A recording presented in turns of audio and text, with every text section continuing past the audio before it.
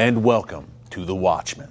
They've been called the greatest generation. They vanquished Hitler, defeated Japan, and fought in some of the most horrific battles in the history of warfare, all in order to keep America free from tyranny.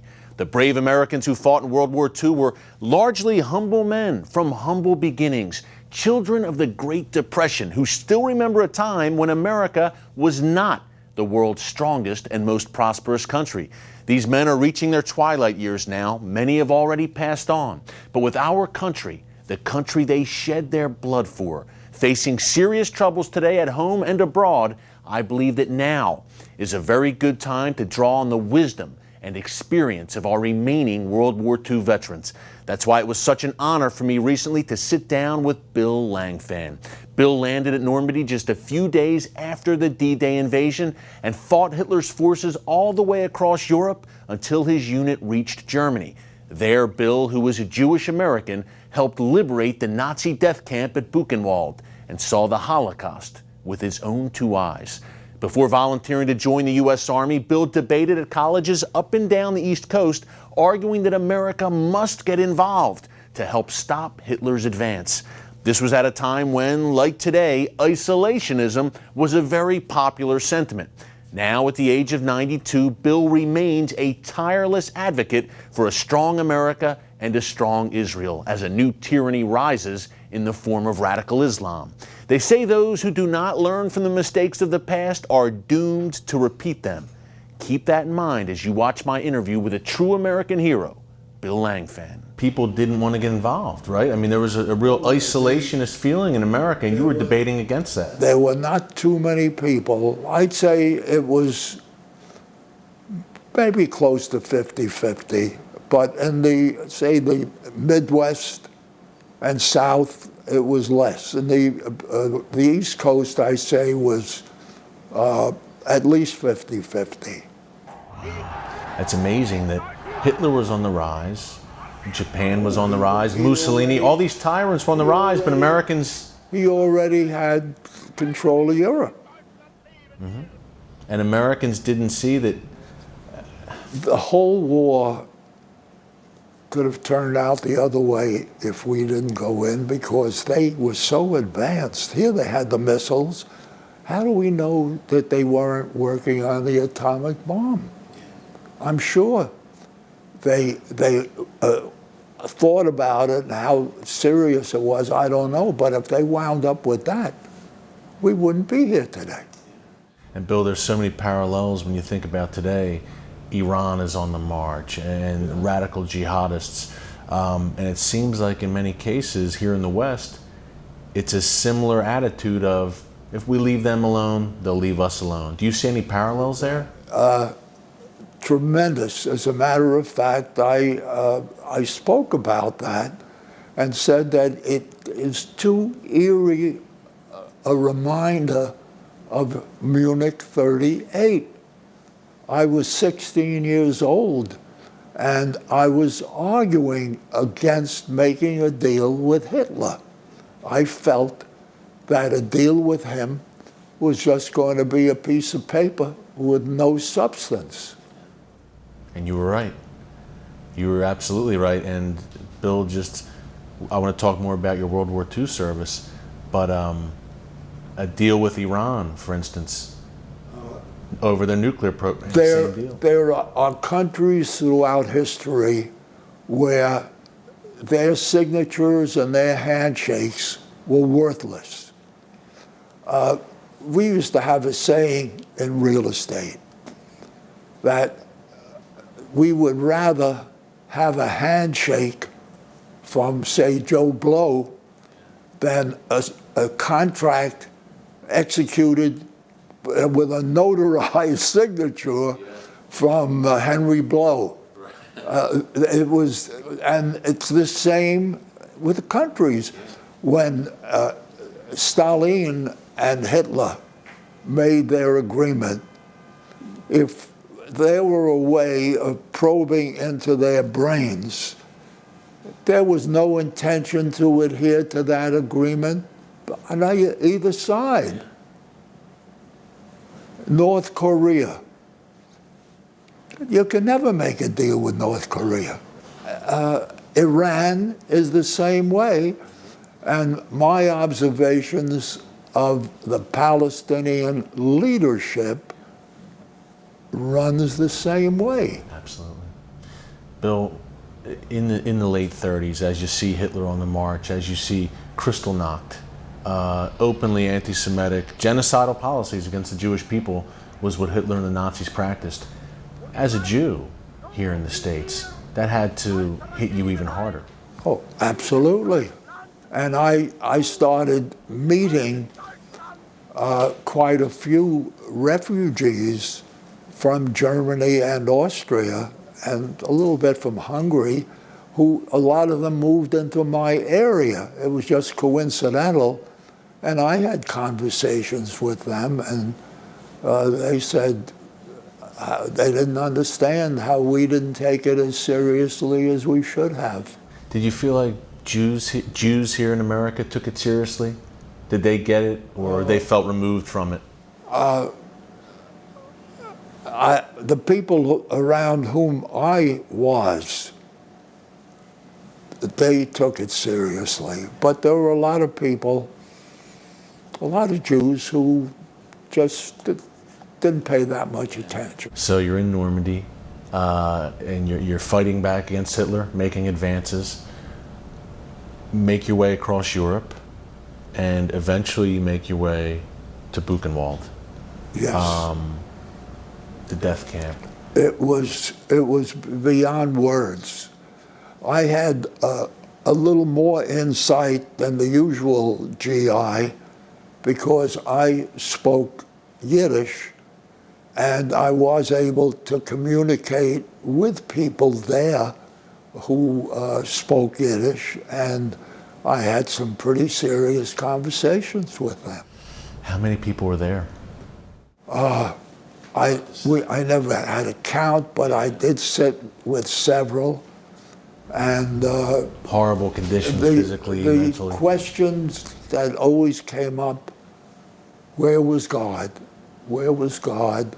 Why did this happen to us? That was a lot of the conversation was along those lines. They just could not believe what happened to them. Had lost family members, close friends. They were the few who were fortunate. They were so thin that it didn't seem possible that somebody could be alive and to be that thin. Bill, for you as a young guy and as a Jew, I mean, when you arrived at Buchenwald, it had to be pretty overwhelming. Well, and I knew that I had lost some relatives because my father and mother came in '06, and they left families behind, and I knew that I had aunts there and cousins. Where was your family from originally, your parents? From Lithuania. From Lithuania, okay. And my father actually grew up under Russian control and wound up in the Russian army and actually was in the Russo-Japanese War. Wow, 1905, if I'm not mistaken. How long were you at Buchenwald? How long did you have to stay there? It was just part of a day. But you saw more than enough than what you had to see. And how? Bill, how did that experience, even though it's just part of a day, but being at Buchenwald and seeing survivors of the Holocaust, how did that affect you and going on in life? How did that stay with you, affect your worldview?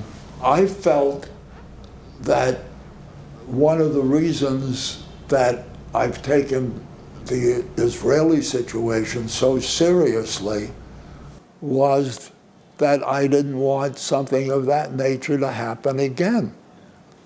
And some of the opinions that are being expressed to me are very similar to what was happening in '38 with the Munich Pact. Coming up, I dig deeper into that Palestinian Authority charter with a man who knows tyranny when he sees it, Bill Langfan. Don't move. Welcome back. In addition to being a World War II veteran and successful businessman, Bill Langfan is also a staunch pro-Israel activist. He spent a long time studying the Palestinian Authority, Israel's supposed partner for peace, and he's got some sobering news for anyone who thinks Mahmoud Abbas's crew is ready to accept a Jewish state. Take a look. Bill, you've devoted a lot of your life to pro-Israel activism. The parallels you see today, again, we're not far removed from the Holocaust. We're not that far removed from Buchenwald. It is my strong opinion, very strong opinion, that 67 borders or two-state solution in the present atmosphere would actually result to a similar type of situation to the Jews who were there.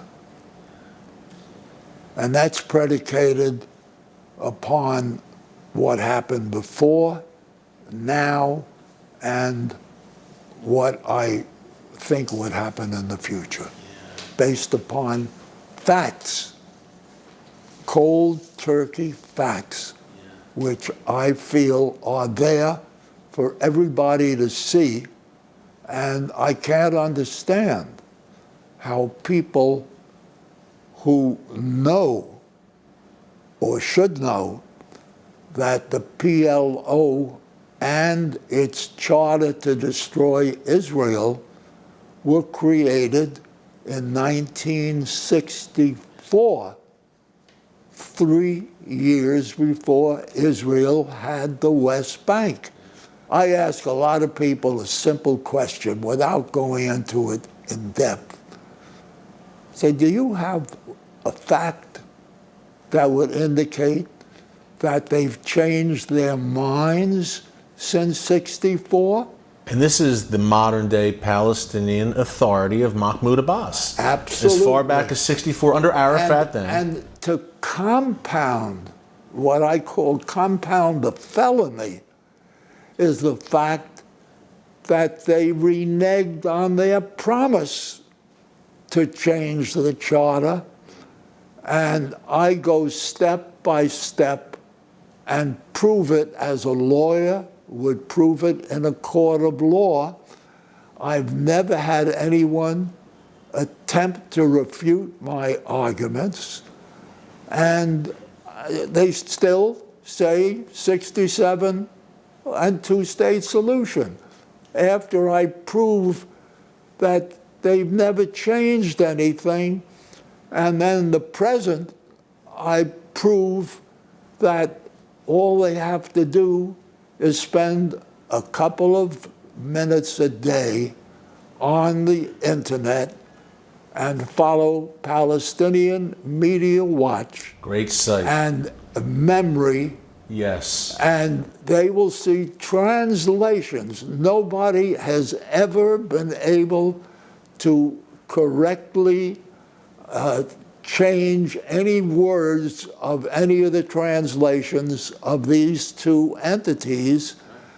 And they point out that they called the terrorists our soldiers.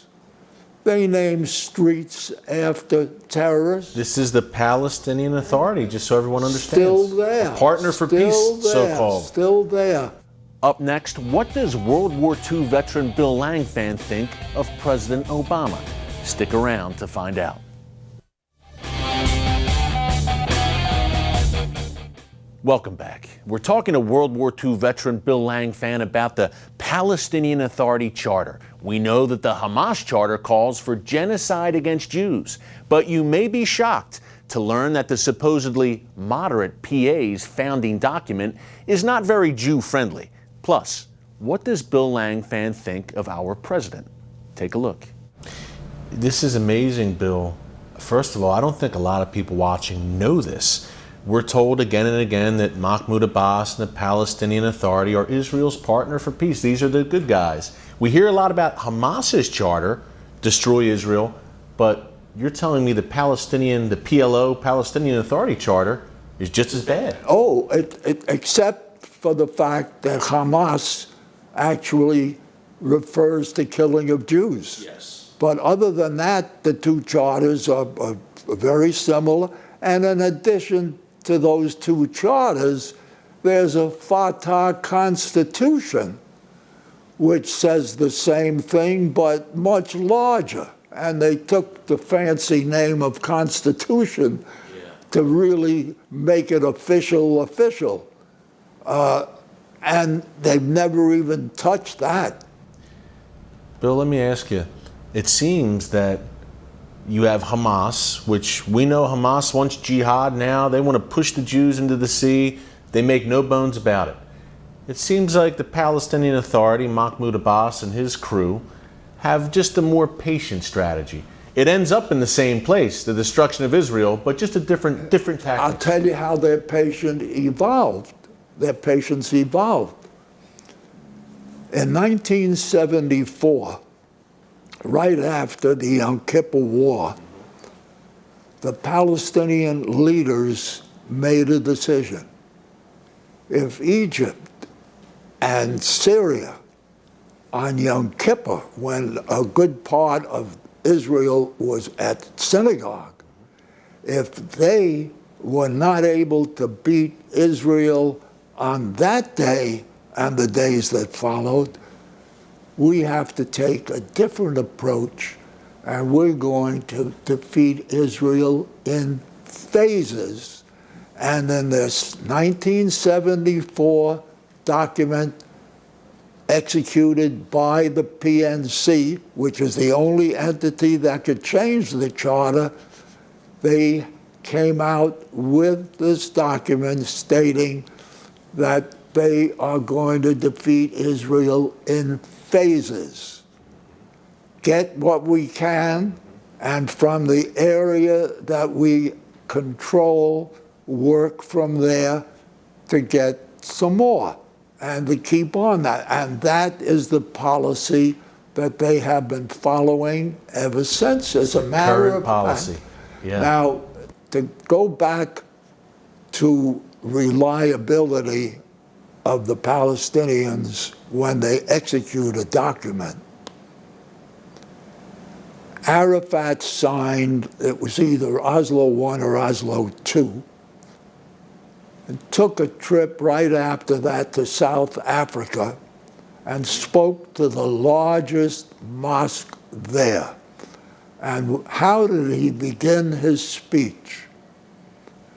I don't like Oslo any more than you do, but remember Mohammed and the Quraysh tribe. Now, almost nobody ever heard of the Quraysh tribe, but the story goes that at the beginning, Mohammed tried to convert the people in the Quraysh tribe and was politely told, "We're very happy the way we are." And they signed a peace treaty. Within 2 years, at some little whim or caprice, he attacked the Quraysh tribe and blasted them into smithereens. Basically, once we're strong enough, the agreement's done.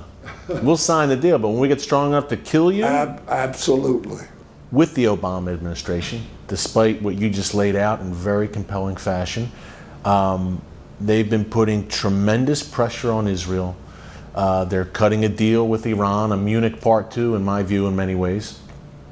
What's your view right now of the U.S. government's? The American people, I think, are overwhelmingly pro-Israel still. But what do you think of this administration and the way they're doing business when it comes to Israel and the Middle East? I think that Chamberlain and Obama are on the same wavelength. You have to study the people who are leading the entity where you're giving advice. They're giving advice to Israel. Are they not checking into the present and the past history of the Palestinian Authority. Forget Hamas. Just let's talk about the Palestinian Authority. They violated their promises. All you have to do is look at Oslo 1 and 2, and you'll find that there's not anything that they've ever adhered to. Is there a difference in their TV program? Is there a difference in the Friday sermons of the mullahs? No. It's Is there incitement a against difference Jews. in the radio or TV stations? No. They were supposed to dissolve every entity that was a terrorist entity. They didn't do anything. They were supposed to remove arms from everyone except valid police. They've never done that. The Al-Aqsa Martyrs Brigade. So what's the sense of signing a document? Coming up, what advice would World War II veteran Bill Langfan give to Israel? Stay tuned. Welcome back. You know, I had a blast sitting down with Bill Langfan. We need a lot more of his common sense and wisdom today here in America. As for Israel, Bill says the Israeli government cannot succumb to world pressure and has to do what's right for its country, regardless of empty promises of peace from the international community.